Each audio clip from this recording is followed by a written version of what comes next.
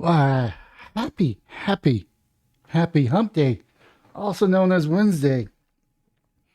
We're going to go talking about East Palestine, Ohio today because they should never be forgotten, should always be remembered because we pretty much, well, we didn't but the railroad companies pretty much nuked a city with chemicals. And it's something that we really should pay close attention to. I mean, there's a lot of things happening. There's buildings catching on fire. There's fuel depots catching on fire. There's uranium storage sites catching on fire mixed with derailments. I don't know what's all that about. I don't know if we're just hyper focused on it. But one thing we do know is the EPA is ordering Norfolk Southern to conduct all cleanup actions associated with East Palestine train derailment. This is going to be a multi-year, maybe up to a decade worth operation. I don't think people understand the type of chemical that's being transferred on our rail system. I don't think people understand the poisonous gas that vinyl something, I forget what the vinyl was, but yeah, vinyl chloride or something like that. I don't think people understand the environmental impact of that chemical burning in that area is going to have. It's not just Ohio is going to suffer. The surrounding states are going to suffer as well. So, like I said, it's going to be a multi-year, most likely a 10-year plan. Let's see here. Ordered comes as state-led emergency response transition to environmental cleanup phase. EPA will continue to work with local, state, and federal partners to ensure health and safety of East Palestine. Yeah, it talks about the contact information for Region 5 for the EPA and, of course, the EPA for the press. Today, the U.S. Environmental Agency, or the Environmental Protection Agency, ordered Norfolk Southern to conduct all necessary actions associated with the cleanup from East Palestine, Ohio train derailment. As part of the EPA legal binding order, Norfolk Southern will be required to identify and clean. Wait. Identify? You're going to ask them to identify and clean up contaminated soil and water resources. I think there should be a third party to identify areas because, Norfolk could be like, I can't see anything. I don't see any contamination. So we did our due diligence. We went to this random area where the contamination didn't go. Everything's clear. See? So I think it should be a third party. Reimburse the EPA for cleaning services to be offered to the residents and business to provide additional layer reassurance, which will be conducted by the EPA staff and contractors. Most definitely, they should be flipping the bill 110% because it was their railroad company what managed the cars or for pulling the cars, so they took ownership of that. Attend and participate in all public meetings. I should say all public meetings at the EPA request. Post information online. Pay for EPA's costs to work performed under this order. Like I said, they should be paying 110% or even 200% of the bill. As part of the order, the EPA will approve a work plan outline all steps necessary to clean up the environmental damage caused by the derailment. If the company fails to complete any action as ordered by the EPA, the agency will immediately step in, conduct the necessary work, then seek to compel Norfolk Southern to pay triple the cost. Okay, 300%. Oh, there we go. Question is, does the EPA have that much teeth? Because it says compel, which means they really can't do that. The Norfolk Southern Trail derailment has upended the lives of East Palestine families and surrounding areas and states. The EPA order will ensure the company is held accountable for jeopardizing the health and safety of this community, said the EPA administration. Michael S. Regan, let me be clear. Norfolk Southern will pay for cleaning up the mess they created and for the trauma they inflicted on this community. I am deeply grateful for the emergency response, including the EPA personnel who were on the ground since day one to ensure that there was no loss of life as a result of this disaster. We're in transition from the emergency response. EPA will continue to coordinate closely with our local, state, and federal partners throughout the whole government approach that supports East Palestine community during the remediation phase. To all the people of East Palestine, the EPA stands with you now and for as long as it may take. My guess it's going to take about 10 years. And 10 years will get most of it, but it won't be 100% clean. It's just going to get to the point where it's below the unsafe portion. To address the concerns of residents regarding potential indoor contamination, EPA will offer cleaning services to area businesses and families. The agency has extensive experience with similar cleaning programs to other Midwestern communities. Under the terms of the order, Norfolk Southern will reimburse the EPA for the cost of these cleaning services. More details how the community members can request this service will be available this week. EPA orders marked the transition to the multi-agency response team to the emergency phase, or from its emergency phase to a long-term remedy phase that helped implement the order. EPA will establish a unified command structure to coordinate the cleanup related efforts of FEMA, HSS, Ohio, EPA, Ohio EMA, a whole bunch of folks, as well as Norfolk Southern. This approach is frequently used in a situation where multi-agencies need to work together. In this case, the response includes federal, state, and local agencies across multiple states. EPA will issue an unilateral administration order pursuant to the Comprehensive Environmental Response Comprehension of Liability Act, which gives the EPA the authority to order those responsible for pollution to clean it up. The order takes effect 2 days after the signature, though the cleanup work has already begun and will continue. Here's the background check, or not the background check, but the background. As soon as the EPA was notified of the Norfolk Southern trail derailment on Friday, February 3rd, the EPA personnel were on site by 2 a.m. Saturday morning with assistance with air monitoring.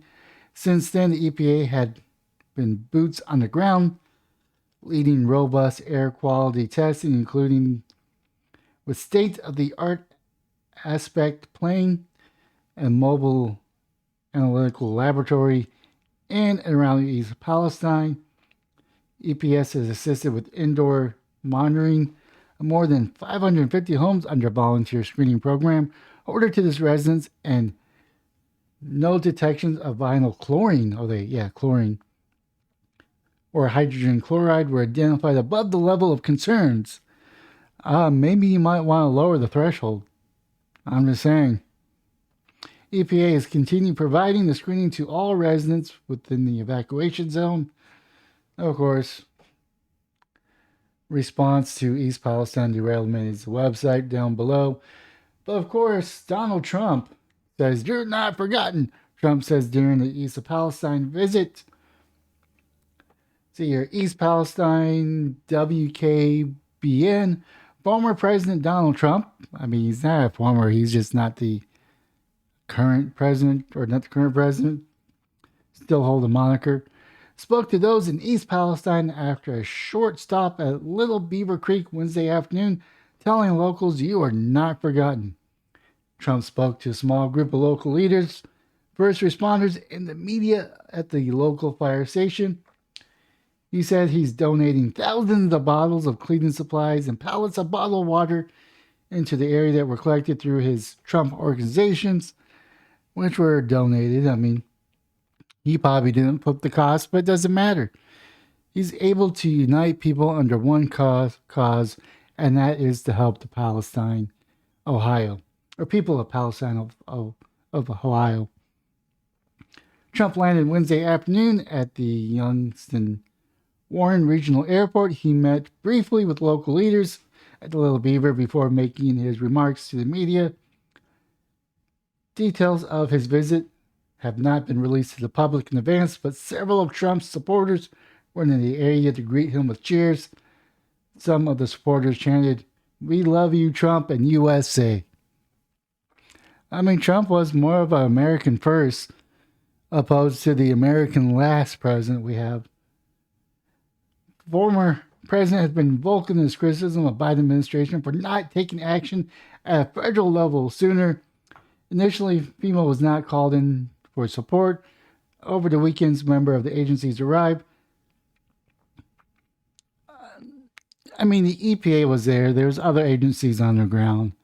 FEMA's more for hurricanes, tornadoes, earthquakes, forest fires, not for chemical cleanup. So when the FEMA says they did not qualify for assistance, it means that they kind of did qualify, but it's beyond their scope of their work. But that's neither here or there, and this is where Fox News kind of lost me. The federal response was there. My criticism of the federal response was from Biden not making a comment about it, and from Secretary of State Pete Buttigieg not making a response until 10 days after the fact. That's my biggest gripe. Not that they could have done anything, but they could have let the people know that they were aware of the issue and that they're working to address the issue. Trump was also joined by East Palestine Mayor Trent Conway and Senator J.D. Vance, Senator Michael Rowley, and Representative Monica Robb Blazel. J.P. Volk saying that cleanup is not done yet. There's still work to be done. Mayor Conway thanked the first responders, particularly the firefighters, for their work during the derailment. He says this has been a very difficult situation, but together we will make East Palestine strong again. I guess he says EP for East Palestine. East Palestine Fire Chief Keith Dabrick thanked Trump for the supplies. He also praised the work of his fellow first responders and other agencies like the EMA that stepped up to help. Before Trump left, he stopped at McDonald's in East Palestine where he ordered meals for the firefighters and those at the restaurants who passed out, hats, and some people who were there. So Donald Trump paid for a large group of people to have a free lunch on him. I mean, people could have their gripes about Trump, but at least he's willing to go buy McDonald's for people. I think Obama did the same thing as well. I think he paid for the person that he cut in front of. I think I remember seeing the story. So just because I don't like Obama doesn't mean I won't give him praise. Same thing with Biden. I just haven't seen anything to give him praise about. When Trump asked about the recent criticism of his administration that rolled back rail regulations, I saw this on Twitter. Anything to blame Trump for, they're going to pull out that card. He said it had nothing to do with it. He also criticized the Transportation Secretary Pete Buttigieg for not visiting the area soon. But thanks to Trump, the evil orange man, bully, pundit, Buttigieg plans to come to town on Thursday. I don't think Pete would have said anything if it wasn't for the mass cry out. If it wasn't for Trump speaking up, he would never have said anything. He would have never have come to East Palestine. I mean, I don't really expect him to come to East Palestine. I just expected the federal government to make the public aware that they were aware of the situation. I do know that Biden sent out a memo on the 17th, probably when he figured out that there was an issue with East Palestine, Ohio, which was this happened on the 3rd. So he did that statement on the 17th. So he probably was aware of it, maybe either on the 4th or the 5th, but ignored it for whatever reason. I don't even know what the reason is, nor do I care about the reason. All I know is once it made national headlines, 2 weeks after it made national headlines, this administration spoke up. I'm also I gotta give some criticism to Trump. I don't know when he made the comment, but it wasn't on day one or day two or day three. It waited a while. I mean, he's not currently the president, so or the active president, so he doesn't get a full full blame. But it seems like people are trying to get it out ahead of this story and do damage control. And of course, Trump is going to do what Trump does. And since he is running for president, he has to take these things seriously, and go out and speak to these people to let them know that we're with you. You're not forgotten. Elect me, and I'll make sure more gets done. That's pretty much what it is. I don't know, but I did hear him speak. It sounds like he was kind of tired, kind of worn out. Didn't have that 2016 energy or the 2020 energy. I don't know if it's just him not really taking it seriously or just not being his normal self, or he's waiting for 2024 or 2023, I guess, before he unleashes that firebrand that Trump is. Anyways, with that being said, that is my video for today. Leave a comment down below on what your thoughts are. But most importantly, have yourself a wonderful day, morning, or evening.